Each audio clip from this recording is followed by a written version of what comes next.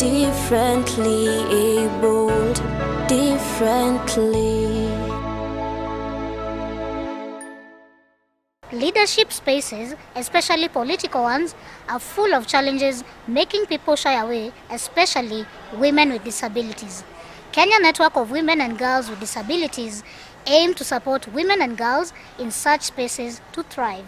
Take a look. According to UN Women, gender-based violence, economic disparity, food insecurity and lack of representation are major challenges women face. We are part of what is called Women Gaining Ground. It's a consortium where we are part of an organization called CREA, and in the Women Gaining Ground project, the focus areas are around sexual reproductive health rights and addressing gender-based violence, as well as looking at the position or opportunities for women with disabilities in leadership. And we've been on this for a couple of years, and what that has entailed is having meetings. We had meetings with young champions with disabilities from counties where we train about leadership. And today we were having meetings with different stakeholders, because we believe in creating these connections with stakeholders. So we had representation from civil society organizations, from government bodies, political parties, as well as ORPP.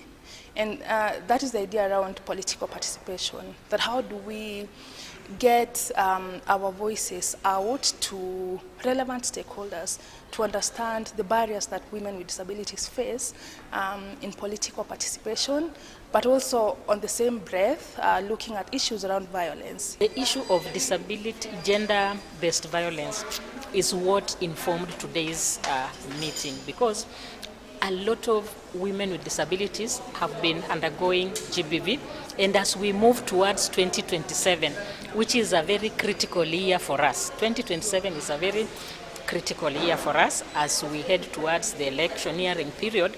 So we have to continue sensitizing our stakeholders so that we come together and see how we can help, even by sensitizing the community, sensitizing the politicians, the political parties, and other stakeholders on the issue of GBV towards persons with disabilities. So we need to strategize ways forward to improve inclusion in Kenya. Particularly in 2027, we need to start to strategize how we will empower communities. And FEDWEN also works to fight gender-based violence, and we know that the electioneering period has a lot of violence, particularly against women and girls with disabilities. So this meeting is very important for us to interact, to educate our communities, and also to empower them. Women with disabilities face these challenges at a magnified level. Decisions being made on behalf of these women, them not having to consent to any decisions that is being made on their behalf.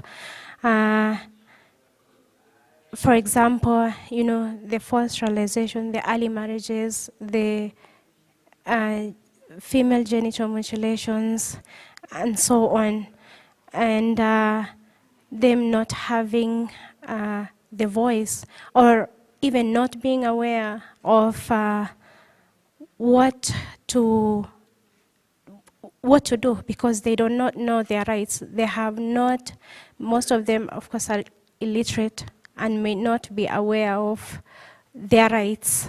As persons with disabilities, and especially women with disabilities, we take these opportunities by force. Nothing comes on a silver platter.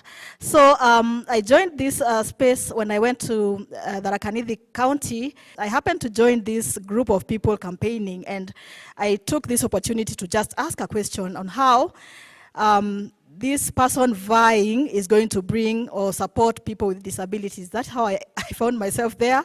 I was not prepared to join the politics, but I was so happy because afterwards, after asking my question, then they came for me. Kenya Network of Women and Girls with Disabilities seek to create awareness, mentor and empower women and girls with disabilities, especially in leadership. The focus areas are around sexual reproductive health rights and addressing gender-based violence, as well as looking at the position or opportunities for women with disabilities in leadership. Our work is mainly on advocacy for inclusion.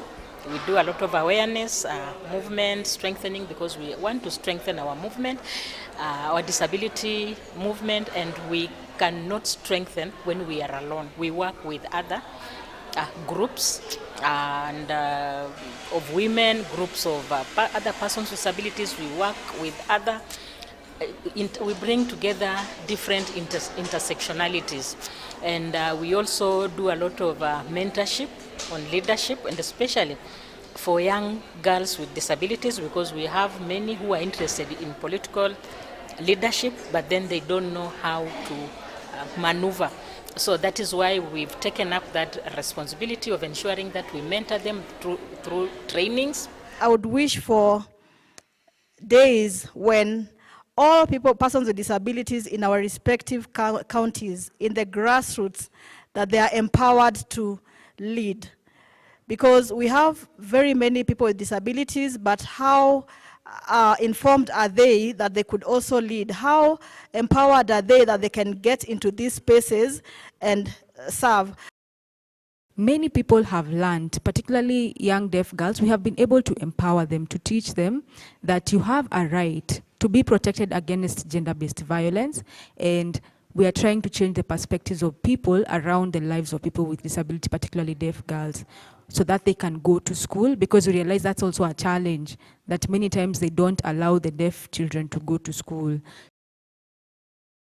Political representation for women with disabilities is even more challenging, considering the manner in which the formative phases are conducted. As women with disabilities, we also want to see our voices on policy-making tables, so that we can make policies, we can make decisions that also affect our lives, so that the lives of women and girls with disabilities who are behind us can be much, much better than ours has been. Because ours has been a bit of a struggle, but we continue engaging the society, we continue engaging policymakers and other stakeholders, so that our lives can become better. As a deaf woman, I supported politicians, I helped them with their campaigns, and when they were elected, sadly enough, we were not given a platform as deaf people to be heard, to be nominated. And if you look at, remember the representatives we have had in Parliament for persons with disability, we have never had a deaf person representing us. Because people feel like for you to be nominated, you have to talk, and not talk how we communicate as deaf people, but verbally, spoken language. They feel that sign language is not enough. So it made me feel like I had to be there to create awareness, to be the representative of my community.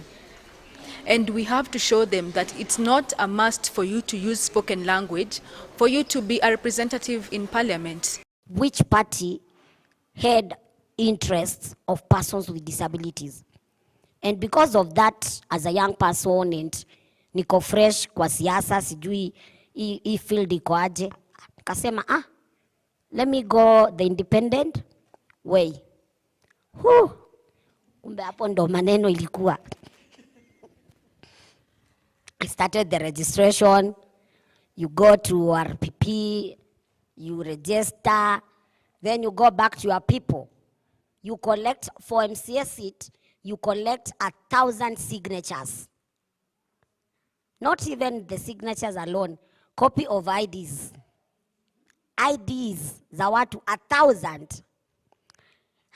Naomba watu ID unawaambia ninasimama kiti, nawaomba kama mnaweza nisaidia na ID zenu ndo nikuwe eligible kusimama. Watu wengine wanakuambia hatuwezi tukakupatia ID bure. By the time women come into the space, it's a space where money dictates who comes in, the amount of resources that you have. Now you can imagine what happens to women with disabilities. It's a challenge. So it's already a space that is designed for a certain group of people. And the smart people have a system of making money, and the shrewd people have a system of making money. Now you tell me who makes it to politics. And that's why this has to change. They acknowledge that data plays a key role when championing for a cause, which in this case is missing. If you research or if you're looking for data on GBV and pastoralism and nomadism and women with disabilities, you might find very minimal information. This is because very little is documented, if there is any at all. Why are these issues not documented? There isn't much data around experiences of women with disabilities as relates violence in its many forms. So it could be within the political participation or gender-based violence. So that is what we are also, calling out, that as organizations of persons with disabilities, there is a lot of data that we produce. So then how do we also ensure that that data in its informal nature can support in policy formulation as part of the data collection process? And while some innovations have come in to support inclusivity, not everyone can access them. Technology has really played a very big role in terms of ensuring that we are at par with the so to speak, people without disabilities. For me, as a blind person, I'm able to navigate social media. I'm able to see how everyone is looking, with some of the developed apps like the one you spoke about, Be My Eyes and the Seeing AI and all that. We also need to understand that we have very many diverse communities of deaf people, and most of us live in the rural areas. Are they able to access such technology? And it says that, for example, when you go to a healthcare facility, you will need to use that app to access that sign language interpreter. But are we able to, like the deaf community, are we able to afford the prerequisites for us to access that technology? For example, bundles. And also, I have a friend who has studied as a nurse, and she went to school for 2 years. And then later when she was presenting, when she was looking for a job, she was told that, no, you cannot work as a nurse. How will you work as a nurse in a healthcare facility? Go back to school and learn how to be a teacher. So she went back to college and is now a teacher. And also we have to realize the challenge that many times these learning institutions, higher learning institutions, don't have a sign language interpreter. They don't have those provisions. So you may want to be a lawyer, a nurse, and all these other careers, but are you able to get a sign language interpreter to support you? But we do have very many young adolescents who are ready to take on these professions, who have the vision, because we're not only teachers, we also have diversity in the careers, but the problem is the barriers and the challenges that we experience in these higher learning institutions, because many times if you don't have a sign language interpreter, then you're not able to access quality education. It is therefore a call to all entities to ensure that women with disabilities are included in all conversations. And the issues of people with disabilities, I'm really passionate about, just to ensure that we are included, not just at the table, not just being given a seat at the table, but also being given the power to lead. Because it's one thing being given a seat at the table and then you're not visible. We say nothing without us. So nothing without persons with disabilities, nothing without women with disabilities. So all policy making, anything that where people are meeting to make decisions, women with disabilities voices must be there, must be heard, and that is the message that we've heard today loud and clear, that we may be at these decision-making tables because then we bring in a lot of experience and a lot of expertise to be able to participate in all these discussions, especially around violence and political participation. My belief is that we shall get to a point where the policies that we are doing now, or the discussions that we are doing now, will have an impact in the next 5 to 10 years. When we are in school, you go to school, you're taught English and then you're taught Swahili. But do you realize sign language is also an official language in our constitution? But we are not taught sign language. Differently abled, differently.